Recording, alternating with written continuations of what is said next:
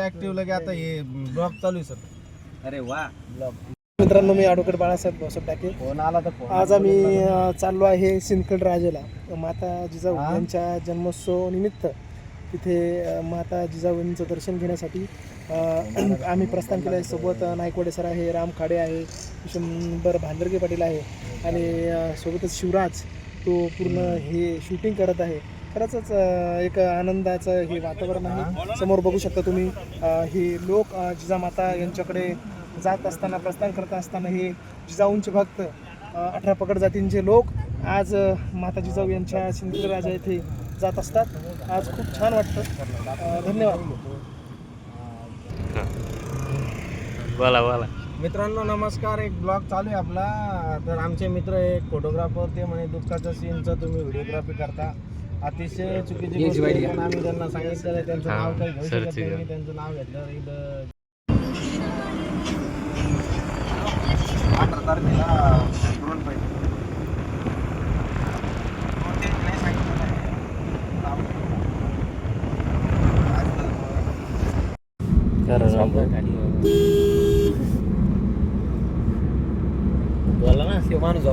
नमस्कार मित्रमंडळींनो, आपल्यासोबत आहेत ॲडव्होकेट बाळासाहेब टाके. त्यांना थोडी गुंग आलेली आहे, बघू शकता तुम्ही. ते झोपलेले आपल्या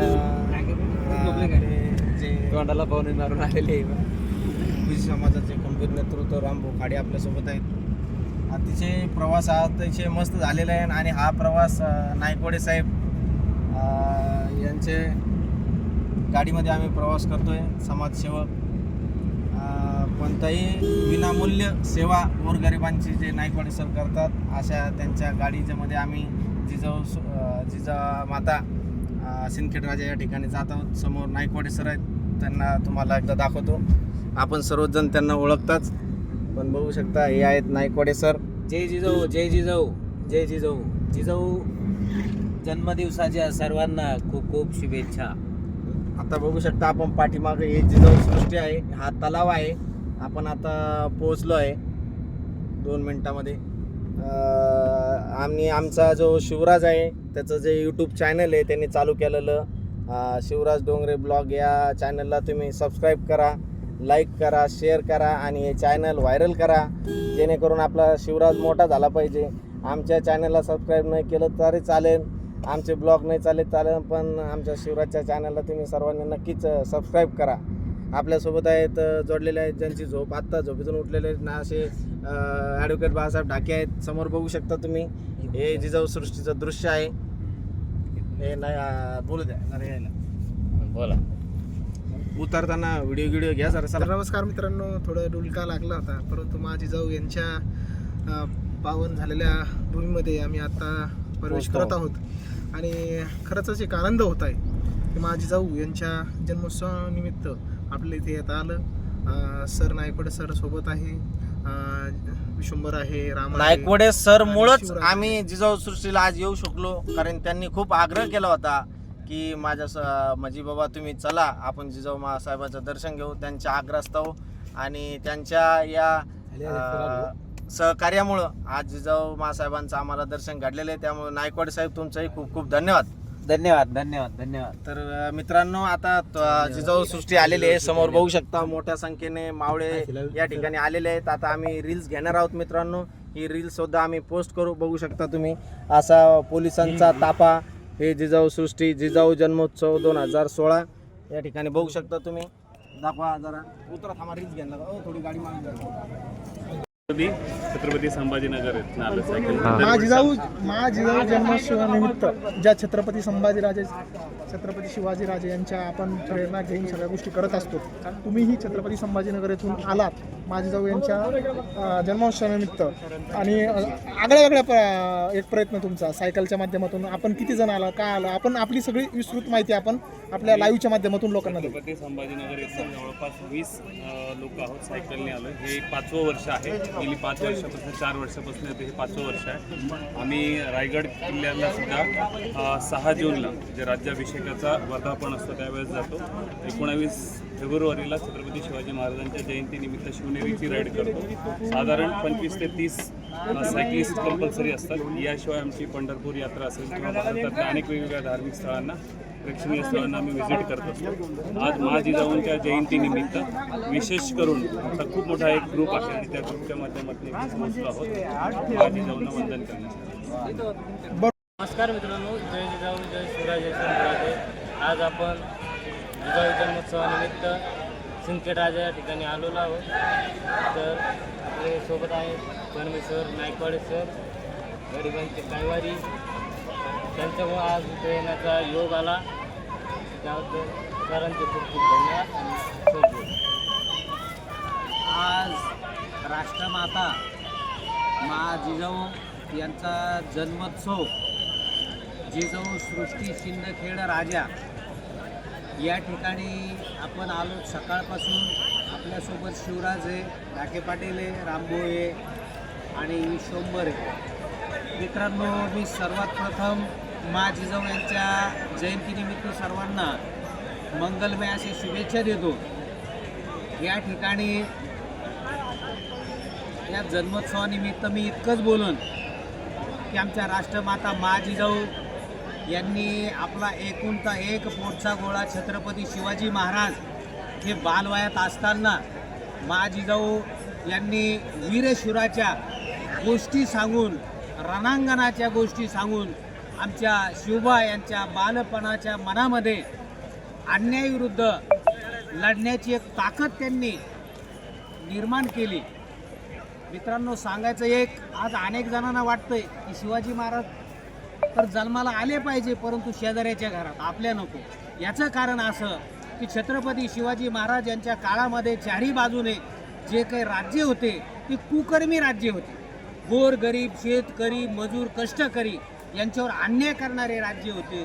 त्यांना कोणत्या प्रकारचं स्वातंत्र्य नव्हतं आणि अशा परिस्थितीमध्ये राष्ट्रमाता मा जिजाऊ यांनी आपल्या स्वतःच्या पोटचा गोळा म्हणजे छत्रपती शिवाजी महाराज त्यांना शिक्षण दिलं आणि भविष्यामध्ये छत्रपती शिवाजी महाराज यांनी 18 पगड जातीला घेऊन सर्व जातीला, सर्व धर्माला, सर्व पंथाला सोबत घेऊन एक सुंदर आणि सुटसुटीत असं रयतेचं राज्य, गोरगरिबाचं राज्य, कष्टकऱ्यांचं राज्य एक तयार केलं.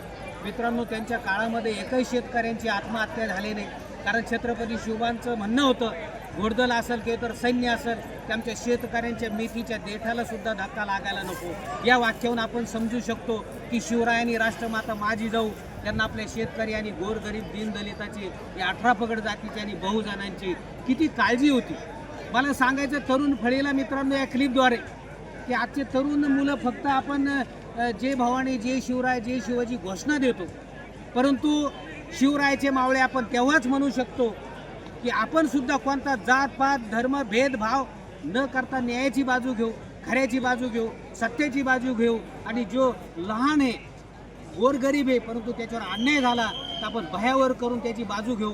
तेव्हाच आपण शिवरायाचे मावळे म्हणू शकतो. मित्रांनो, मी नायकवाडे सर, मी फार छोटा व्यक्ती आहे, पण या संत महंत आणि आमचे राष्ट्रमाता मा जिजाऊ छत्रपती शिवाजी महाराज या सर्वांचा आदर्श घेऊन मी स्वतः तसं चालण्याचा प्रयत्न करतो. तरी आमच्या तरुण मावळ्यांनी सुद्धा शिवरायाचा मावळा जर म्हणून घ्यायचा असेल तर कोणता जातपात भेदभाव न करता खऱ्याची बाजू घ्या, सत्याची बाजू घ्या, तरच तुम्हाला मावळा म्हणायचा अधिकार आहे. मित्रांनो, मी पुन्हा एकदा जिजाऊ जयंतीच्या निमित्त सर्वांना शुभेच्छा देतो. थांबतो.